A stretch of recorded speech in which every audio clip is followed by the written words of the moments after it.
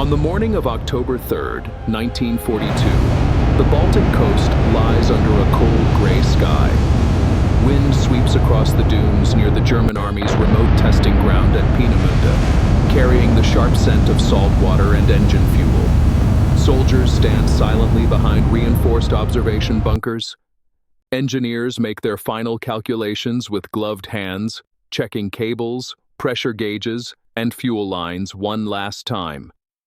The towering machine before them seems almost alive. More than 14 meters tall, painted in dull camouflage colors, and standing perfectly upright, it dominates the landscape with an unsettling stillness. For a few moments, nothing moves except the sea beyond the launch site and the smoke drifting from nearby generators. Then, the silence ends. A violent roar erupts across the coastline. Flames burst from the base of the rocket with a brightness that overwhelms the morning light. Clouds of steam and exhaust race across the concrete pad. The ground trembles beneath the feet of everyone watching. Slowly, almost reluctantly, the enormous vehicle begins to rise. It climbs only a few meters at first, balanced upon a column of fire unlike anything most witnesses have ever seen. Within seconds, it accelerates upwards, leaving behind an expanding trail of white vapor that cuts through the overcast sky. For those present, this is not merely another weapons trial. They are witnessing the first successful launch of a large liquid-fueled ballistic missile, a machine officially designated Aggregate 4, though history will remember it by another name, the V2, short for Vergeltungswaffe 2, or Vengeance Weapon 2.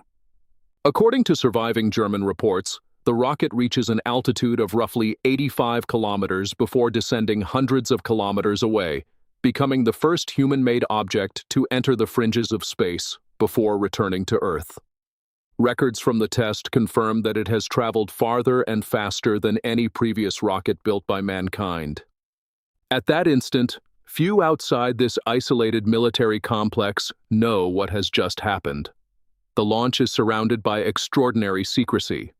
Guards patrol every entrance, maps are restricted, letters are censored, workers are forbidden from discussing their tasks, even with close family members. The Nazi regime hopes that this weapon will remain hidden until it can be unleashed against Germany's enemies with devastating surprise. To Allied intelligence, Peenemünde is little more than another suspicious military installation on the Baltic coast. The true scale of the project remains uncertain. Standing among the observers is the project's technical director, the young engineer Werner von Braun. Barely 30 years old, he has spent much of his adult life pursuing a dream that began not with warfare, but with space travel. Long before the Second World War, von Braun and many fellow enthusiasts imagined rockets carrying scientific instruments beyond Earth's atmosphere, perhaps even transporting human beings to the moon one day. Yet those ambitions have become inseparable from the priorities of Nazi Germany. Military funding has transformed experimental research into one of the most ambitious weapons programs ever attempted. Alongside him are officers representing Wehrmacht, technicians from hundreds of German companies, and senior officials eager to report success directly to the country's leadership. Years of failures have preceded this morning. Earlier prototypes exploded on their launch pads, lost control in flight, or crashed into the Baltic Sea. Engines overheated, fuel pumps failed, guidance systems behaved unpredictably. Every disaster forced engineers back to their drawing boards, where each solution revealed another unexpected problem. Building a machine capable of traveling faster than the speed of sound while carrying a 1-ton warhead across hundreds of kilometers had pushed existing engineering far beyond its limits. As the rocket disappears into the clouds, applause breaks out among some observers, while others remain almost motionless, struggling to comprehend what they have just seen. The success is undeniable, but so too are its implications. A weapon traveling faster than any aircraft cannot be intercepted by the fighters or anti-aircraft guns of the day. There will be no warning sirens timed to its approach, no opportunity for civilians to seek shelter after spotting it overhead. By the time anyone hears it, the explosion has already happened. Yet this dramatic launch represents only the beginning of a far larger story. Behind the towering rocket lies more than a decade of scientific ambition, military desperation, and political calculation. The path that leads to this windswept Baltic coastline begins years earlier, when Germany's military planners face a strategic problem that conventional weapons seem increasingly unable to solve. As the 1930s draw towards their close, Europe edges ever nearer to another continental war. Germany is rebuilding its armed forces at remarkable speed, despite the restrictions imposed after the First World War. New tanks roll from factories, modern aircraft fill expanding airfields, and artillery production accelerates across the Reich. Yet beneath this impressive military expansion lies a difficult reality. Every conventional weapon has limits. Bombers can be intercepted, battleships can be sunk, railways can be bombed, supply lines can be severed. However advanced an army appears, it remains dependent upon fuel, ammunition, transport, and vulnerable infrastructure. When Germany invades Poland in September 1939, followed by campaigns across Western Europe, the rapid victories encourage confidence in conventional military doctrine. The strategy, later described as blitzkrieg, combines fast-moving armored formations with close air support, overwhelming opponents before they can reorganize. For a time, it proves remarkably effective. France falls within weeks, and much of continental Europe comes under German occupation. But the conflict soon evolves into something far larger than German planners had anticipated. Across the English Channel, Britain refuses to negotiate. The Battle of Britain during the summer and autumn of 1940 marks a decisive turning point. According to wartime operational records, the German Luftwaffe fails to gain the air superiority required for an invasion of southern England. Fighter losses mount, experienced aircrews become increasingly difficult to replace, and British radar, integrated air defense, and resilient aircraft production frustrate German expectations. Conventional bombing continues during the Blitz, inflicting heavy civilian casualties and widespread destruction, yet it does not force Britain out of the war. Further east, another challenge emerges on an altogether different scale. In June 1941, Germany launches Operation Barbarossa, the largest land invasion in recorded history. More than 3 million Axis troops cross into the Soviet Union along a front stretching thousands of kilometers. Initial advances are dramatic, but geography, climate, and Soviet mobilization gradually transform the campaign into a prolonged war of attrition. German supply lines lengthen dangerously. Roads dissolve into mud during autumn.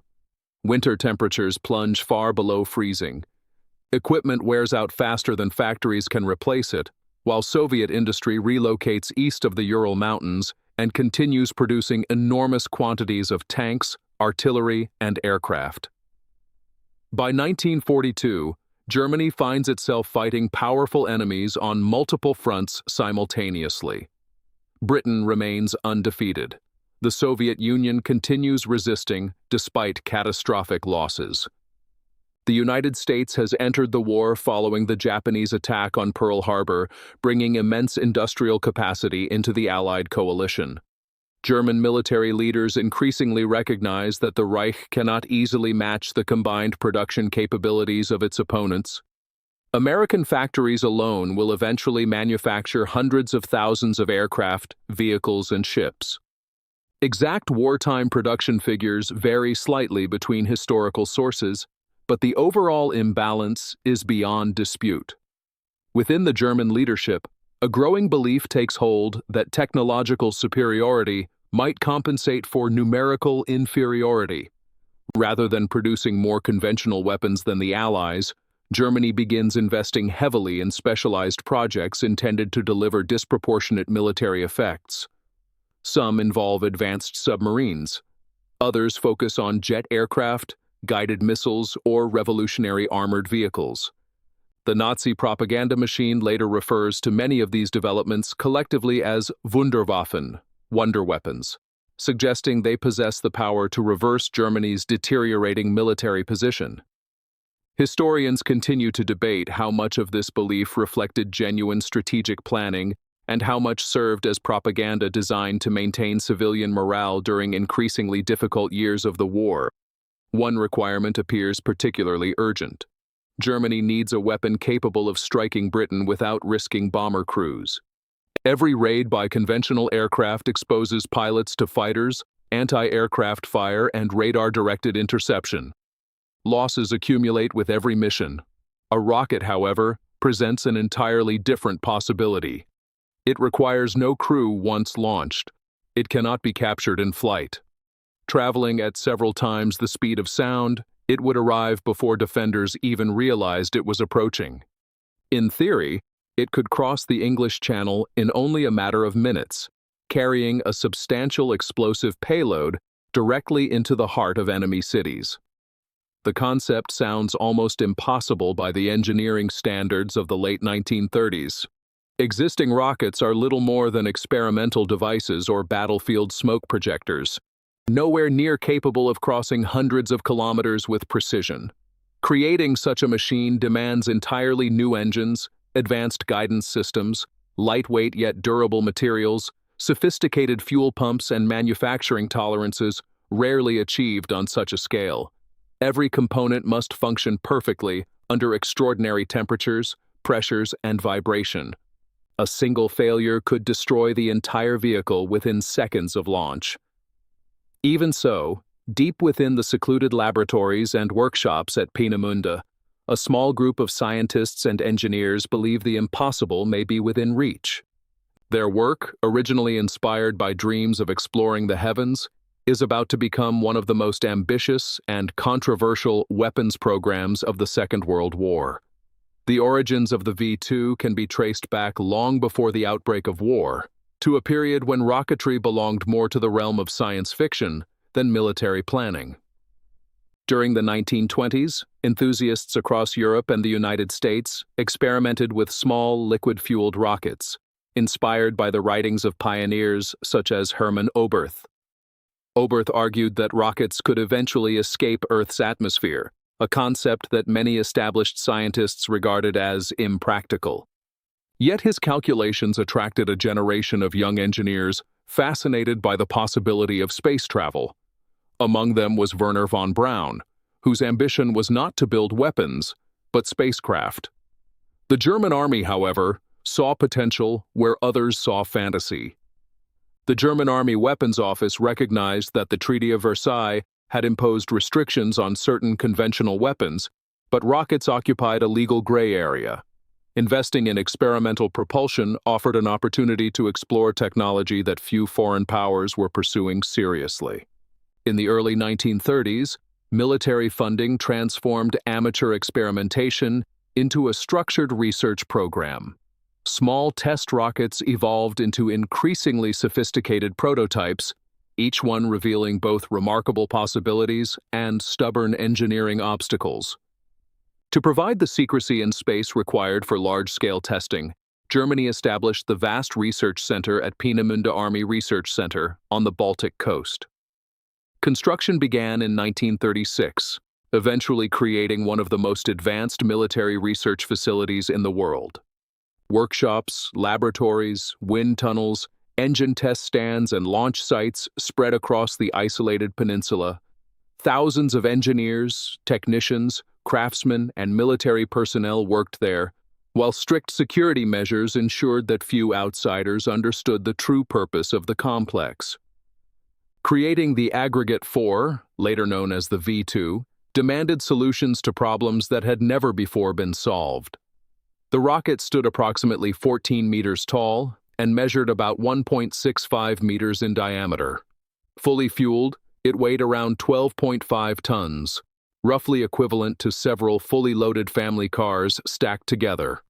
Unlike solid-fuel rockets, which burn continuously once ignited, the V-2 relied on liquid propellants, around 75% ethanol mixed with water as fuel, combined with liquid oxygen as the oxidizer. Separately, these substances were relatively stable. Together, Inside the combustion chamber, they produced an extraordinary release of energy capable of generating roughly 25 tons of thrust. Delivering those propellants to the engine presented one of the program's greatest technical challenges. Ordinary pumps lacked the necessary power. Engineers therefore developed an ingenious turbopump driven by steam produced from concentrated hydrogen peroxide reacting with sodium permanganate. The rapidly expanding steam spun turbines at astonishing speed, forcing fuel and oxidizer into the combustion chamber under immense pressure. It was a remarkably sophisticated solution for its time, forming the foundation of liquid rocket engines that would later power peaceful space exploration as well as military missiles. Guiding the missile proved equally complex. Once launched, there would be no pilot to make corrections. Instead, the V-2 relied upon gyroscopes that sensed changes in orientation, while analog control systems adjusted graphite vanes positioned within the engine exhaust during the initial phase of flight. As speed increased, aerodynamic fins mounted near the tail helped maintain stability. To a modern observer accustomed to digital computers, the guidance system might appear primitive. Yet in the early 1940s, it represented a remarkable achievement in automatic control, capable of directing a supersonic missile over distances approaching 320 kilometers under favorable conditions. Even so, accuracy remained limited. Wartime records suggest impact points could vary by several kilometers, making the weapon unsuitable for precision strikes against small military targets. The engine itself became a triumph of engineering endurance. Temperatures inside the combustion chamber reached levels capable of melting many metals. Engineers solved this by circulating the alcohol fuel around the chamber before combustion, absorbing heat in a process now known as regenerative cooling. Much like water flowing through pipes prevents an industrial furnace from overheating, the fuel protected the engine while simultaneously warming before ignition, improving efficiency.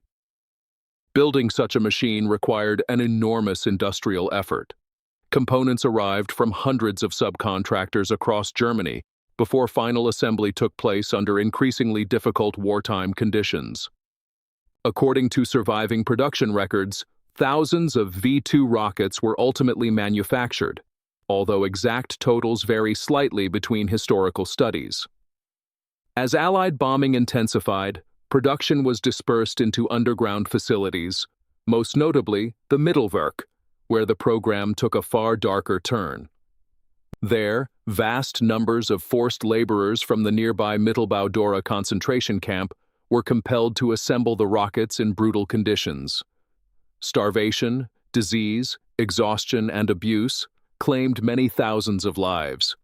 Historians generally agree that more people died producing the V-2 than were killed by the weapon itself, a stark reminder that behind every technological achievement lay an immense human cost. By 1944, the engineers had succeeded in creating something unprecedented, the world's first operational long-range guided ballistic missile.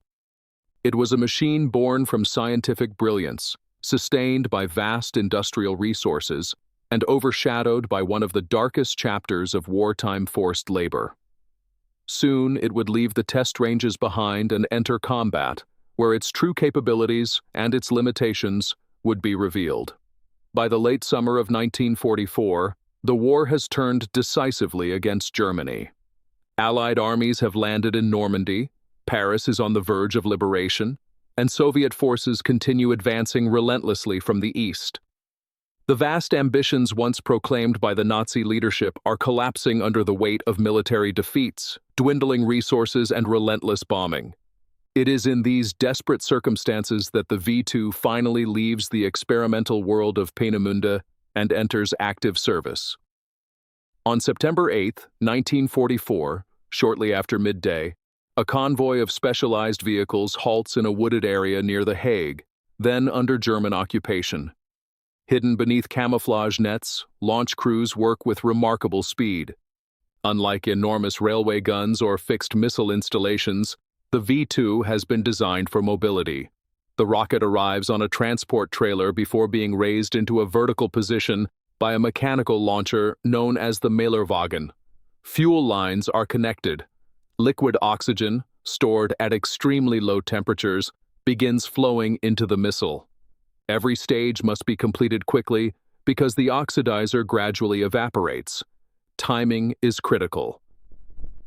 Around 5 minutes after launch, the missile reaches London. There is no warning. No formation of bombers appears over the horizon. No air raid sirens sound in advance. Traveling at more than 3 times the speed of sound during its final descent, the V-2 arrives before anyone hears it. The first indication for those nearby is the explosion itself. Buildings collapse in an instant. Windows shatter across surrounding streets. Dust and smoke surge into the air as emergency workers race towards a scene they struggle to comprehend. According to wartime reports, the first operational V-2 strikes Staveley Road, killing several civilians and injuring many more. At first, British authorities release little information. Maintaining public morale remains a priority, and officials fear that openly acknowledging a completely new type of weapon might cause unnecessary panic. Some early reports attribute the explosions to gas leaks or conventional bombs. Yet investigators quickly realize that no aircraft has crossed the coast, no anti-aircraft batteries have fired, and radar operators have detected nothing unusual. Something entirely different is happening. Over the following months, hundreds of V-2 rockets are launched against Britain, Belgium, and other Allied targets. London and Antwerp become the principal objectives. Antwerp is of particular strategic importance because its port has become essential for supplying Allied armies advancing into Western Europe. German commanders hope that sustained missile attacks might disrupt logistics, delay the Allied offensive, and weaken civilian morale. Life in the targeted cities acquires a new and unsettling uncertainty. During previous bombing campaigns, people often had at least a few minutes to seek shelter after hearing aircraft or warning sirens. The V-2 removes even that small measure of preparation. Survivors frequently describe a sudden flash, an overwhelming blast, and collapsing masonry before they fully understand what has happened. Eyewitness accounts consistently convey confusion rather than fear beforehand, because there is simply no time to react. Operationally, however, the weapon proves less decisive than German leaders had hoped. Although the V-2 carries an explosive warhead of approximately 1 ton and inflicts severe local destruction where it lands, its limited accuracy prevents it from reliably striking specific military installations. Entire neighborhoods may suffer devastating damage, yet factories, railway junctions, or headquarters often remain untouched. Historians continue to debate the precise strategic value of the campaign, but the consensus is that the missile's psychological impact exceeded its military effectiveness. The Allies search urgently for ways to stop the attacks. Fighter aircraft cannot intercept a missile descending faster than sound. Anti-aircraft guns are equally ineffective. Instead, Allied efforts focus on destroying launch infrastructure, disrupting fuel supplies, and capturing territory before launch units can operate. Mobile launch teams frequently relocate after each firing, making them difficult to detect from the air. As Allied armies push across France, Belgium, and the Netherlands during the autumn and winter of 1944, the available launch areas steadily shrink. The V-2 remains an extraordinary technological achievement, but even the most advanced weapon cannot reverse Germany's rapidly deteriorating strategic position. If you're enjoying this journey through history, subscribing genuinely helps us continue bringing remarkable true stories like this to the channel. The missile continues to fall from the sky through the final months of the war, each launch demonstrating engineering capabilities decades ahead of their time. Yet with every explosion, another truth becomes increasingly clear. The V-2 has changed the future of warfare, but it cannot change the outcome of the Second World War. As remarkable as the V-2 appeared in 1944, it did not exist in isolation. Every major power involved in the Second World War was pursuing technological innovation, each shaped by different strategic priorities and industrial capabilities. Comparing the V-2 with its contemporaries reveals not only what made it revolutionary, but also why it remained an imperfect solution to Germany's increasingly desperate military situation. Germany's own arsenal already included another so-called vengeance weapon, the V-1 flying bomb. Unlike the V-2, the V-1 was essentially a pilotless aircraft powered by a pulse jet engine.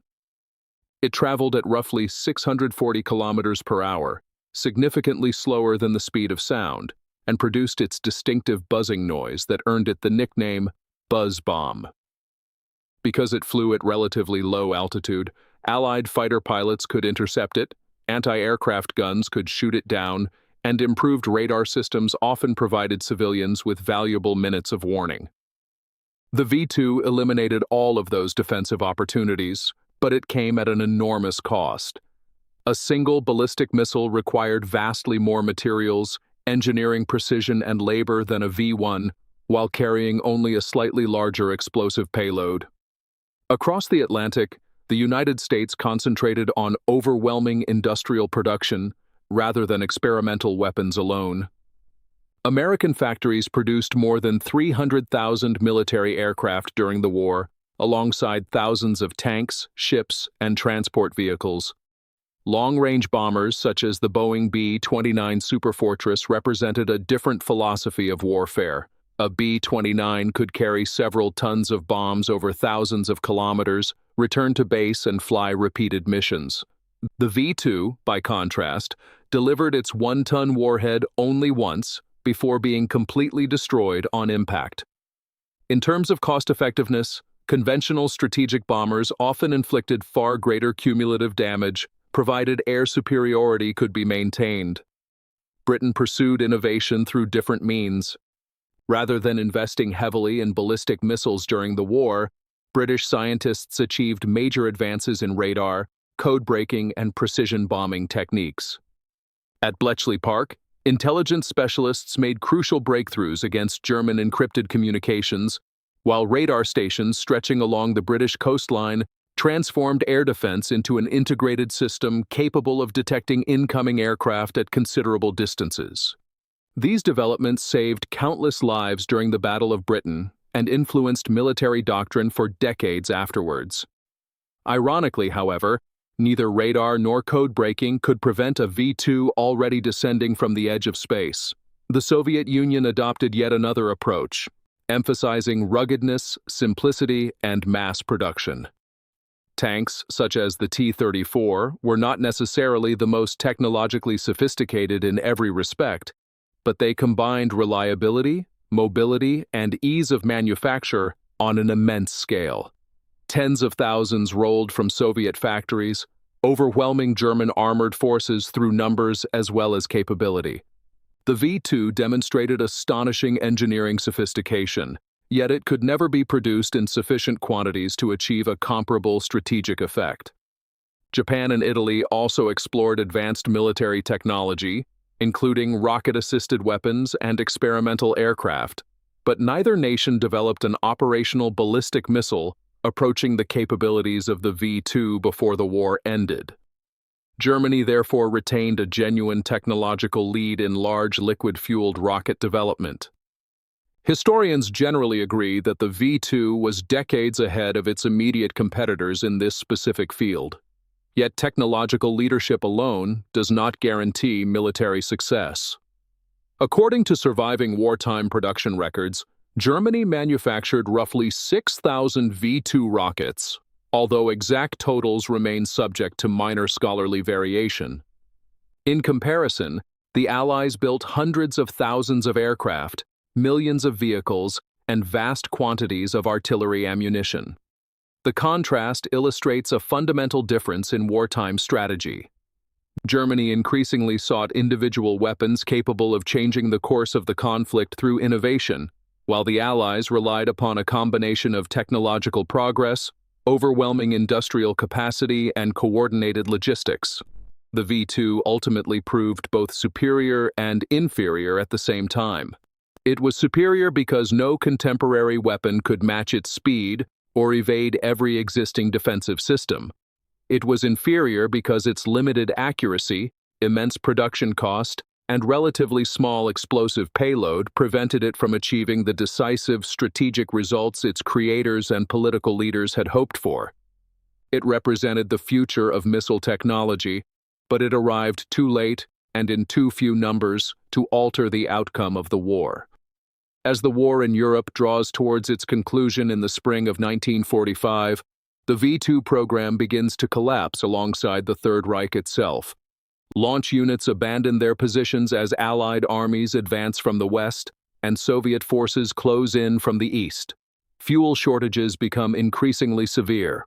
Rail networks are disrupted by constant bombing, making it difficult to transport completed missiles or the specialized equipment needed to launch them. One by one, the carefully organized system that had sustained Germany's most advanced weapon starts to unravel. The final operational launches take place in March 1945. Exact figures remain uncertain, but historians generally estimate that more than 3,000 V-2 rockets were fired during the war, primarily against Britain, Belgium, and, to a lesser extent, France and the Netherlands. According to post-war research, these attacks killed approximately 9,000 civilians and military personnel. Yet the human cost of the program extended far beyond those explosions. At the underground production complex at Mittelwerk and the nearby Mittelbau-Dora concentration camp, forced laborers endured starvation, disease, brutal punishments, and exhausting working conditions. Most modern historians estimate that around 20,000 prisoners lost their lives producing the V-2, more than twice the number killed by the missile in combat. The weapon therefore stands as both an extraordinary engineering achievement and a profound human tragedy. As Germany's surrender becomes inevitable, another race quietly begins. This time, it is not a race to build the rocket, but to capture it. Both the Western Allies and the Soviet Union recognize that the V-2 represents a technological breakthrough unlike anything previously developed. They understand that whoever secures the rockets, the factories, and, perhaps most importantly, the scientists behind them, will gain an enormous advantage in the post-war world. Rather than allowing years of research to disappear, both sides move rapidly to seize equipment, technical documents, and personnel before their rivals can reach them. American forces launch Operation Paperclip, secretly transferring many German scientists and engineers to the United States. Among them is Werner von Braun, together with numerous members of his engineering team. Historians continue to debate the ethical implications of this decision. On one hand, these specialists possessed knowledge that would prove invaluable during the emerging Cold War. On the other, many had worked within a program dependent upon forced labor and closely connected to the Nazi regime. Governments weighed strategic necessity against moral responsibility, and those decisions remain subjects of historical discussion today. Meanwhile, Soviet forces capture large quantities of equipment and recruit German specialists to assist their own missile development. Engineers under Sergei Korolev study the V-2 in meticulous detail.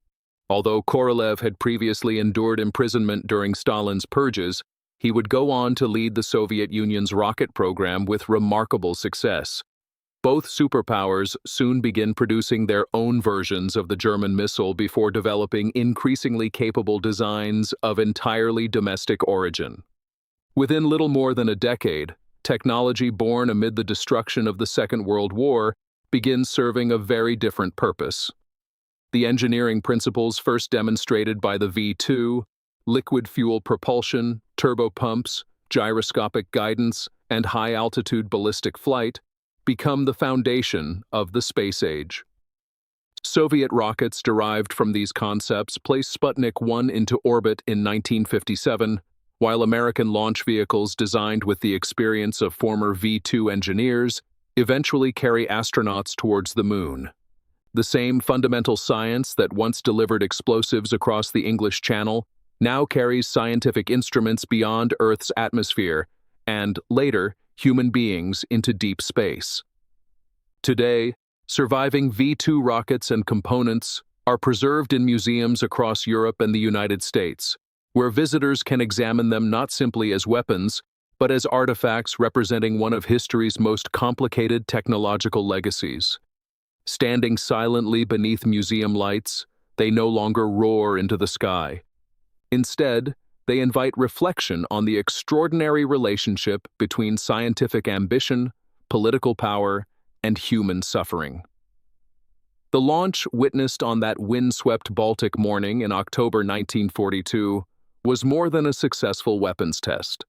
It marked the moment when humanity first demonstrated that a machine could leave the atmosphere under its own power and return across vast distances with terrifying speed. It revealed possibilities that neither its creators nor its victims could fully comprehend. The V-2 did not win the Second World War. It did not halt the Allied advance, reverse Germany's fortunes, or deliver the strategic miracle promised by Nazi propaganda. Its military impact, while significant in psychological terms, proved insufficient against the overwhelming industrial strength and coordinated strategy of the Allied nations. Yet history rarely measures importance solely by victory or defeat. The rocket's true legacy reached far beyond the battlefields of Europe. It transformed military doctrine by proving that ballistic missiles could strike targets hundreds of kilometers away with unprecedented speed. It reshaped international politics during the Cold War, when missile technology became central to global strategy and nuclear deterrence. It also opened the door to peaceful exploration, allowing satellites to monitor weather, enable global communications, and deepen humanity's understanding of the universe. The echoes of that October launch still resonate today. Every modern space rocket rising through clouds of flame carries engineering ideas first explored at Peenemünde. Every ballistic missile reflects lessons learned during those wartime experiments. The same science that reached towards the stars also delivered destruction on an unimaginable scale. In the end, the V-2 remains one of history's greatest contradictions. It was a masterpiece of engineering built for a catastrophic purpose, a weapon that helped inspire the exploration of space, a symbol of human ingenuity forever inseparable from human suffering. Its story reminds us that technology itself is neither heroic nor evil. Its meaning is determined by those who create it, those who command it, and those who live with its consequences. And perhaps that is the most enduring lesson of all, that even the brightest achievements of science cast shadows that history can never entirely erase.